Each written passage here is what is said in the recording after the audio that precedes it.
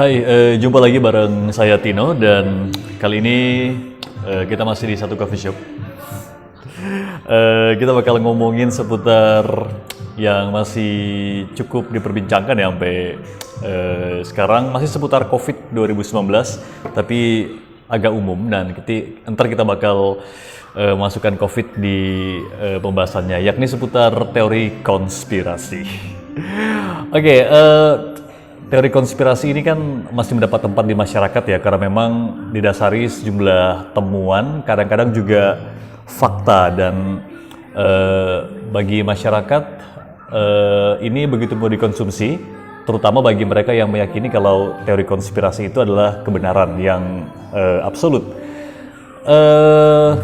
Ada beberapa teori konspirasi yang sangat masif, termasuk misalnya seputar bumi datar, pendaratan manusia di bulan, sampai yang masih sampai saat ini yang udah saya bilang tadi seputar COVID-19 yang dituding konspirasi aja atau nggak ada COVID itu hanyalah buatan atau ada asumsi lain bahwa COVID itu ada tapi nggak sebesar yang disampaikan media-media atau diakui oleh pemerintah. Apa yang keliru sebetulnya? Saya coba menarik dari titik pandangan akademik ya, karena sebuah teori atau tesis selain dia harus melalui proses akademik juga menghimpun berbagai temuan yang akan menjadi fakta di kemudian. Nah, sampai di sini teori konspirasi terdengar cocok ya, karena ada sejumlah fakta yang memang secara empiris bisa kita kenali dan kita akui. Tapi pembeda utamanya sebetulnya adalah pada bagaimana tiap temuan itu atau fakta itu kita konfirmasi atau kita uji menjadi sebuah premis yang nantinya bisa menjadi acuan pada satu kesimpulan. Agak membingungkan ya, tapi kira-kira begini. Ada beberapa premis yang sudah diakui, misalnya Pak Udin berjualan bakso. Bakso Pak Udin ramai. Dagangan Pak Udin langsung laris pada hari pertama dia membuka usaha. Pak Udin adalah seorang mekanik. Maka teori konspirasi yang berkembang adalah Pak Udin menggunakan kekuatan magis atau ada upaya mistis sehingga dagangannya laris, karena sejumlah premisnya adalah Pak Udin itu sebenarnya bukan pedagang tapi seorang mekanik, atau Pak Udin baru hari pertama langsung laris dan Pak Udin nggak punya kemampuan untuk jualan bakso misalnya. Padahal bisa aja Pak Udin yang kita maksud tadi itu membeli sebuah franchise dan semua teori konspirasi akan selesai.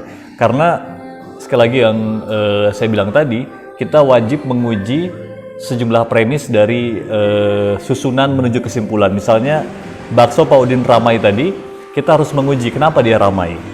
Dan dengan Pak Udin itu yang langsung laku di hari pertama, mengapa dia bisa laku? Atau misalnya fakta bahwa Pak Udin itu mekanik. Seorang mekanik yang nggak bisa membuat bakso, belum tentu kan nggak bisa berbisnis bakso. Jadi setiap premis atau fakta itu wajib diuji dan kemudian bisa dirangkai menjadi kesimpulan yang logis untuk mencapai kesimpulan akhir. Dalam teori bumi datar misalnya ya, kita seringkali mendengar asumsi bukan asumsi tapi fakta yang diajukan oleh penganut teori bumi datar. Misalnya bumi secara empiris dilihat dari sudut manapun itu datar, nggak bundar, apalagi nggak bulat.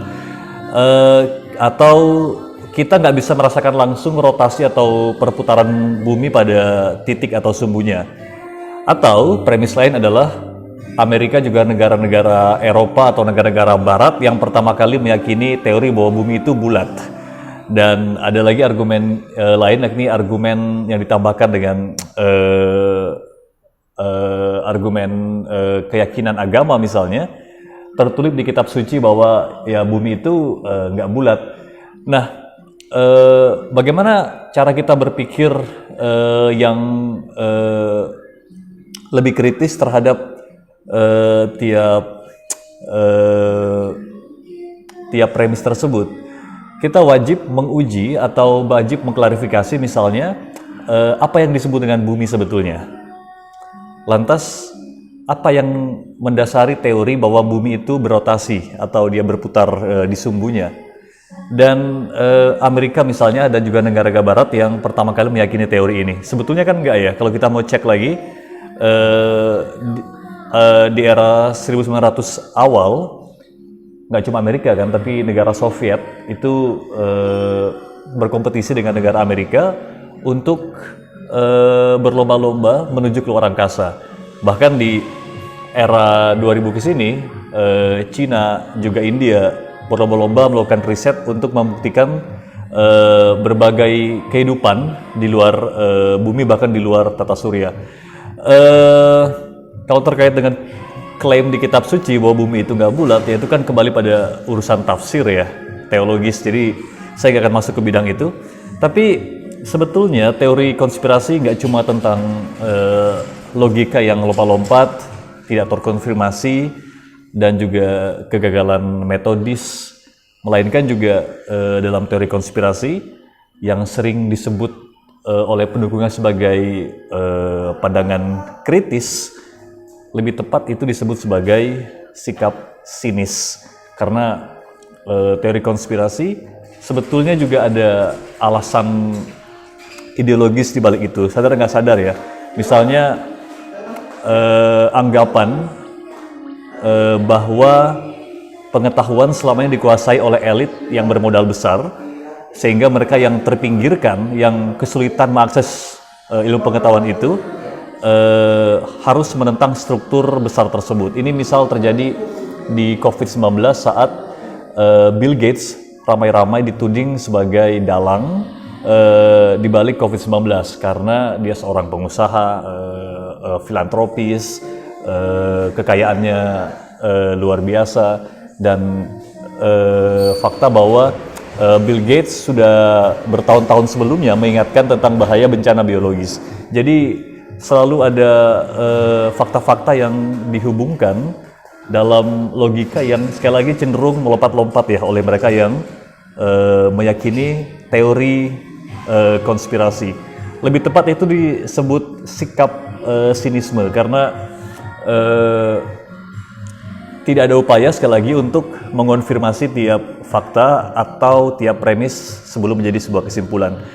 Oke, sekali lagi kuncinya kalau menurut saya adalah tetap bersikap kritis dan harus membuka diri pada temuan-temuan yang baru. Karena dalam ilmu pengetahuan, yang baru hari ini belum tentu akan tetap baru di kemudian hari. Oke, terima kasih sudah menonton. Kalau kamu punya pendapat lain, jangan lupa komen di bawah ya. Sampai jumpa.